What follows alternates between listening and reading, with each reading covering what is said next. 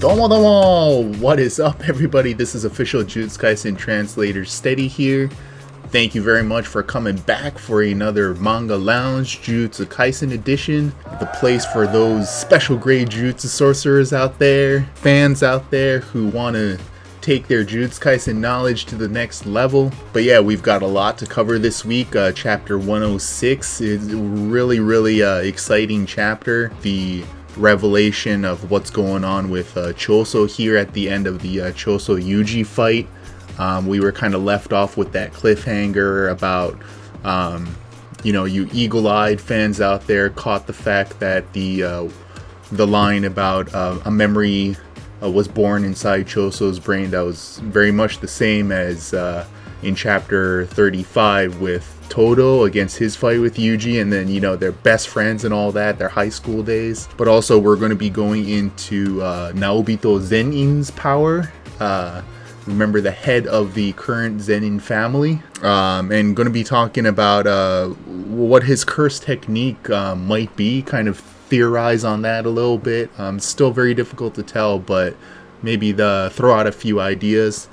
And also I wanted to touch on this episode about kind of the time that's going on right now in Shibuya. It's certainly not linear in the way that the chapters are flowing. It's kind of jumping back and forth a little bit. And although I'm not going to have some sort of like spreadsheet or anything like that or a chart, but I'll definitely shed a little bit of light on what's going on where at a certain time right now as we are in the story, to just kind of get an idea a little bit about what's going on. It might not be exact, but will definitely kind of give us kind of an idea of what's going on, like I said. And of course, let me just take a quick moment here to remind you to give the video a quick like, a quick comment. Maybe you can comment after you watch the video. Also, definitely subscribe or stick around because next week it looks like we might be getting a lot of cool information about the Jujutsu Kaisen anime. So I'll definitely try to stay on top of that. Of course, I'm only going to be citing legal sources. There's probably going to be a lot of things revealed kind of through the grapevine and all that kind of stuff too, but that's definitely not my business.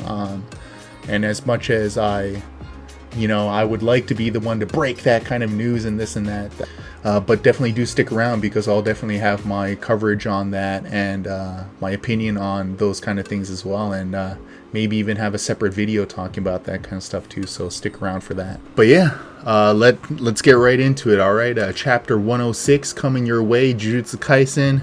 Hope you got your drinks ready. Get comfortable. Let's get right into it. Here we go.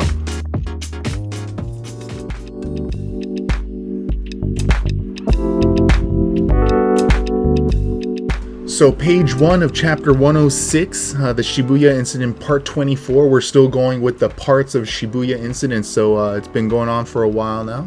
We obviously have this little panel here of Choso saying, be sure to ask for my brother's forgiveness when you get to the other side, which is a pretty badass line, but then immediately followed up by worthless. To think you'd lose to such an inferior opponent. And we have Sukuna. And of course, anytime we see Sukuna come up, we're like, oh, what's going to happen? But he certainly has taken kind of a, step back and watch kind of approach, right? So he's always watching, but he's definitely not actively, participating in what's going on. At the very beginning of the series, we had Sukuna kind of interfere when Yuji lost his hand and all that, but I think the Junpei arc was very much a message that Sukuna is, unless he's not interested in Yuji necessarily, he's interested in Megumi, right? Which right now is still kind of a mystery on what's going on. However, on panel 4 here, we see a little question mark. So this whole idea of this kind of a memory sparked in the memory born inside Choso's brain. I think this is supposed to give us kind of a clue as to it's not Sukuna that's actively sparking this memory. It's Yuji. Because Sukuna kind of seems just as confused as well when he presumably sees Choso kind of going crazy here on the next page. And I mean, page 2, this face right here, clearly he's in serious duress, and keeps on going on. He's kind of stumbling away, and he's saying, what the hell is this? What is going on? At that moment, a memory was born inside Choso's brain of a past event that never happened. And we're like, oh my god, what's going on? And then boom, on page 4. I love this. I mean, it's so surreal, right? You're just like, after obviously the relationship between Yuji and the 3 brothers here, and then all of a sudden it's, I mean, if nothing else, it's just this super beautiful page as well, right? I mean, just kind of like the flowers in the back, the table, and of course you have to point out the fact that you see the other 6 death painting cursed rooms here, right? But yeah, then obviously we're followed up on page 5 by this really, it's obviously, if we didn't know the kind of weird circumstances that it's under, it's a very kind of beautiful page here, right? We see Choso, Eso, Yuji, and Kechizu just kind of like at peace here, right?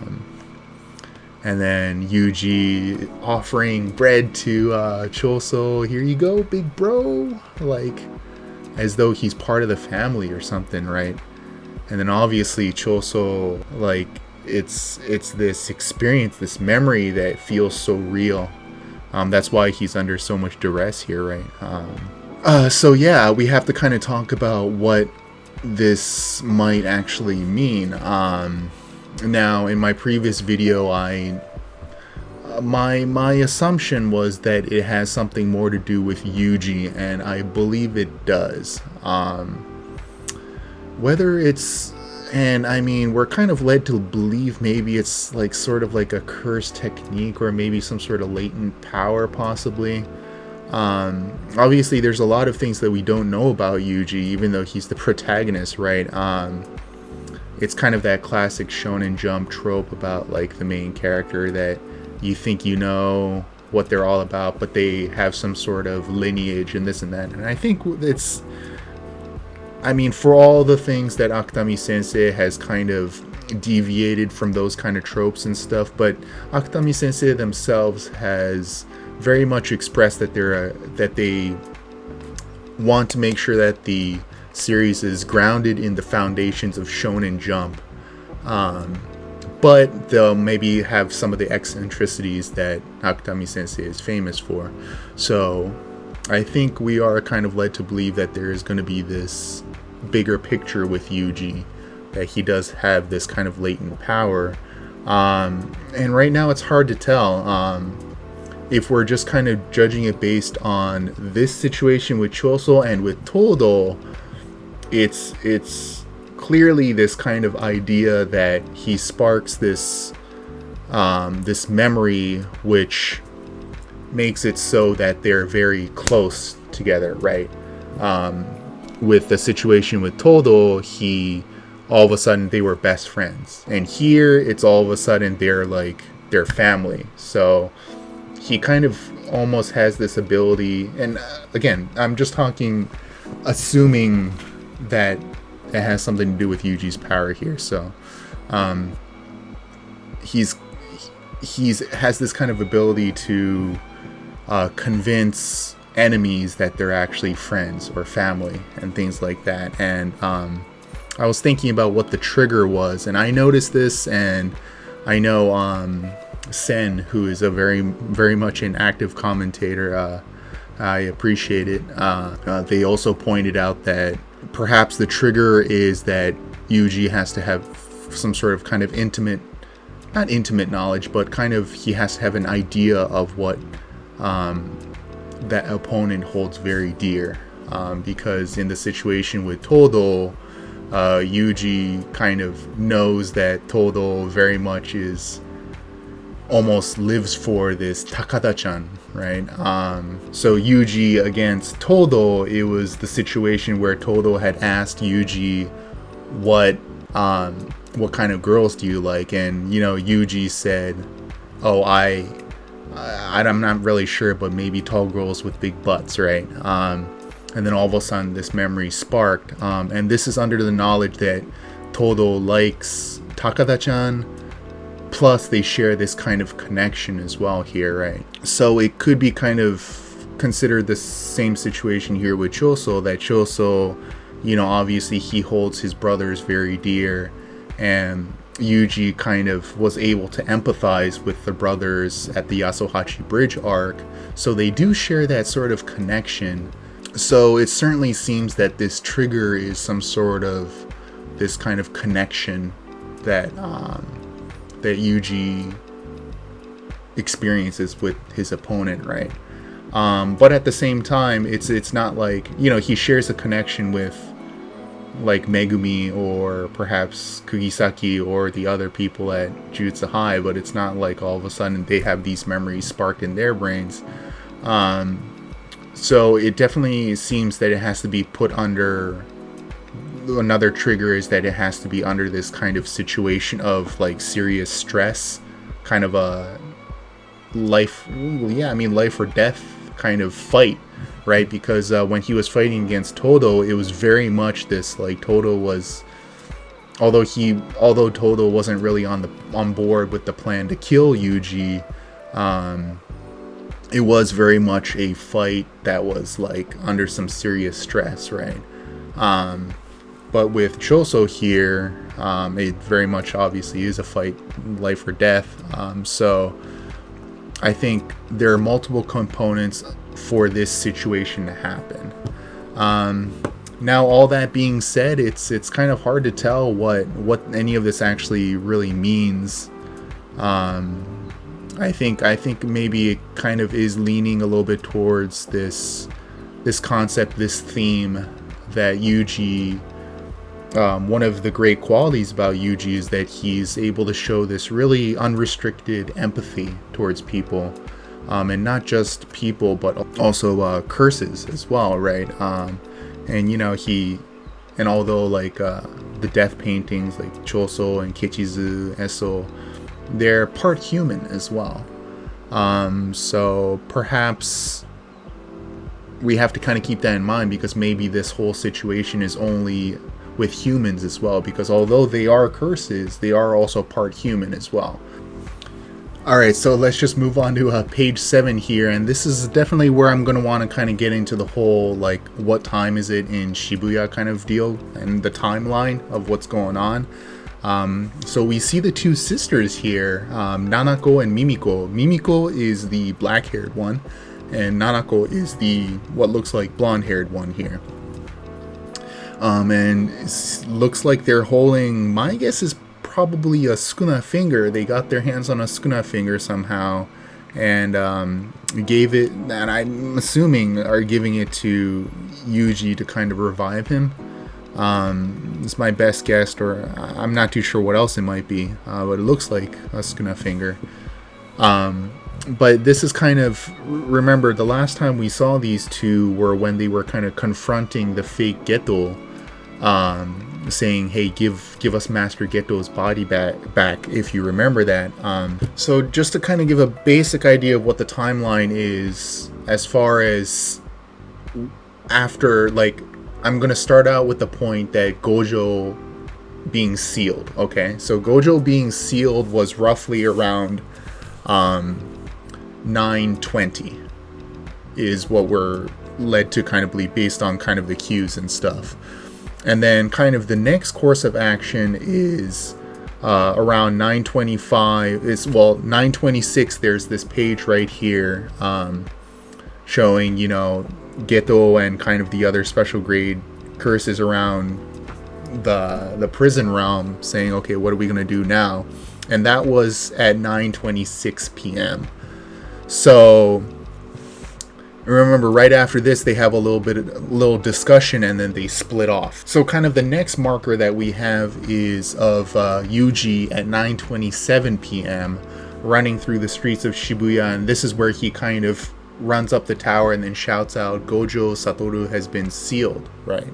And then after that we have him meet up with Mei Mei and Ui Ui, And then they basically kind of go their separate ways. And remember, Mei Mei and Ui Ui are kind of right outside of the curtain, are actually pretty close to where Satoru Gojo is.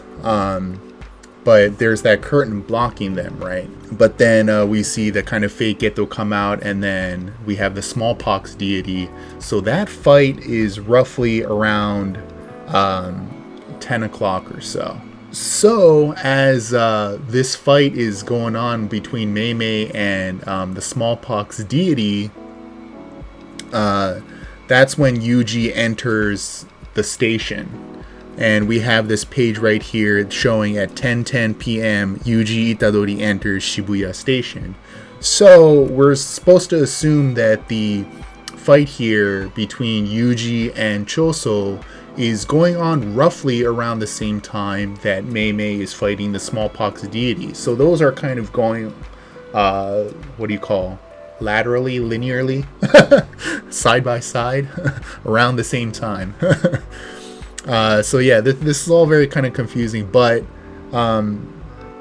so we have Satoru Gojo sealed, we have Yuji telling everyone, and then we have Mei Mei fighting the Smallpox Deity, and then Yuji fighting the Choso going on after that. Okay, I know it's a lot of confusing, and to be honest, I'm a little bit confused myself as well, but I'm trying to straighten this out. But anyways, as far as we're concerned here in chapter 106, the reason why I wanted to bring it up is because it looks like that would mean that Nanako and Mimiko being here is after they confronted Master Geto. We have to kind of keep that in mind, because although at first glance it looks as though maybe they're there to help Itadori, and certainly by reviving him they would, but perhaps they were talking to the fake Geto, and the fake Geto was saying something like, well, take this Sukuna finger because we need to kind of get Sukuna on our side. It's kind of an ulterior motive, right? It's either that, or it's either that Nanako and Mimiko talked to Master Geto and he was basically like, get the hell out of here, which he basically did say. So they're like, okay, well, we're for right now we're not on your side. And then they kind of found means to get perhaps a Sukuna finger, and they're going to kind of temporarily be on the Jujutsu Sorcerer's side. Who knows? Because remember, the two sisters here, their main objective is to get Master Geto back, which I'm still holding on to the hope that that's what's going to happen. Just this glorious return of Geto. It would be so amazing, and I hope it will happen. But of course, we move on to page 8 here, and then so yeah, the timeline makes sense, right? It says now it's 10:20 p.m. Now this would roughly be around the time that the fight between Choso and Yuji is finishing up. Roughly that's around the time that the Mei Mei fight is done and the Yuji fight is done as well. So they're in another part of Shibuya Station here. And then, so the Zenin, now finally everyone is kind of informed that that Gojo got sealed, right? And of course, Naobito Zenin, being kind of the head of the Zenin family, is like, oh, I don't mind if he's just stays sealed, which is kind of a little snarky remark, but yeah, I mean, it's funny, right? But then, Maki makes that comment saying like, go home if you're not going to help. But Naobito's pretty quick to say like, that's probably more for you. Which is, very true, although Maki is obviously awesome and stuff, but this is a different game now, right? Just the same way that Nanami was saying with Nobara. And of course, Maki can hold her own, but I like these kind of touches of reality, not just like, all right, like everyone on board, like, okay, no, you stay out, you're way out of your league right here and all that. So I appreciate those kind of nice little touches by Akutami Sensei. There's this funny panel here between Nanami and Naobito saying like, hey, you've been drinking? It's like, no. But then they run into the very mysterious kind of squid octopus curse kind of thing that we haven't seen much of. The assumed water curse, right? If Hanami is kind of a curse of the forest, Jogo is kind of a curse of the earth, kind of like raw earth, and Mahito is a curse of people, right? We're supposed to assume that this one is kind of a curse of the sea. But it's awesome because then we have Nanami and Maki kind of approaching, and then all of a sudden, whoop! Naobito's got him in this square frame thing, and then right through, and it's kind of, and I love it because we're kind of Nanami in this situation, right? Because as the reader, we're like, what the hell just happened? It was probably a curse technique, but it was so fast, like what the hell happened? But then it kind of moves on to Naobito confronting this curse, and we see that the sea curse ate a lot of people, which is, yeah, pretty intense. But it seems this sea curse is kind of like very much, there's something wrong, right? Because he's kind of more reserved, but then he's starting to talk about Hanami and Mahito and how dare you kill Hanami, and then boom, that wasn't his, this isn't even my final form kind of situation, literally, right? It almost looks kind of like this Cthulhu kind of deal going on here. I mean, the inspiration's got to be Cthulhu here, right? Even the kind of the tentacles here and almost kind of like the wings and stuff like that. So that was just a cursed womb, and now he's kind of gone into his final form, so to speak, or maybe it's not even a final form yet, who knows? Maybe this is even kind of like a second stage curse womb. But yeah, wanted to talk about Naobito, obviously, here and his power. Now it's kind of hard to tell, but it looks kind of like my guess is it has something to do with kind of like a photography like frame. It could be like a photography kind of deal, or it might even be kind of like a film kind of deal, which would be really, really cool. But just this kind of idea of this frame here, right? If you're kind of like a fan of Beautiful Joe, maybe it has kind of like that kind of deal to it, which would be really cool, kind of like pausing and fast forwarding and rewinding and things like that, and putting people in frames and things like that. I mean, that would be really interesting. It's still, I mean, Akutami Sensei intentionally leaves it kind of ambiguous here, right? We're supposed to be kind of like taken aback by like, whoa, that's really cool, but we're not really, but leaves the mystery on what it's kind of all about, right? But obviously very powerful. Remember, Naobito's ending is classified as a elite grade 1 Jujutsu sorcerer. So not that it's not like there's like elite grade 2 or elite grade 3 and versus like semi grade 2 and all that. But it seems like Naobito just kind of has his own classification. He's not quite special grade. Special grade, we've come to find that you're almost just kind of, you're like born with it. You either have it or you don't. You don't like work your way up to special grade almost. But Naobito's power is apparently stronger, classifies him as stronger than a class 1, but he's not quite special grade. Perhaps we'll get some kind of elaboration on what that actually means. But now I also wanted to point out, since we're talking about Naobito's ending, the fact that he's in the first character popularity poll, he was actually ranked 75. And I remember this catching my attention, being like, 75? Like he's down there, he's scraping the bottom of the barrel. And I remember it being kind of like weird because, although he's, from the little that we saw of him, he was kind of mistreating Maki and this and that, and obviously that's not going to do much for someone's popularity, but he's still the head of the Zenin family, and we only saw him for a couple frames, but the fact that he was so low, he only had 12 votes. I just thought that, you know, this was a good as time as any to point that out, because I'm sure, given, I mean, I'm already kind of a fan of him just based on his power here. It looks really cool. I'm sure he'll be shooting up in the popularity polls whenever that happens again.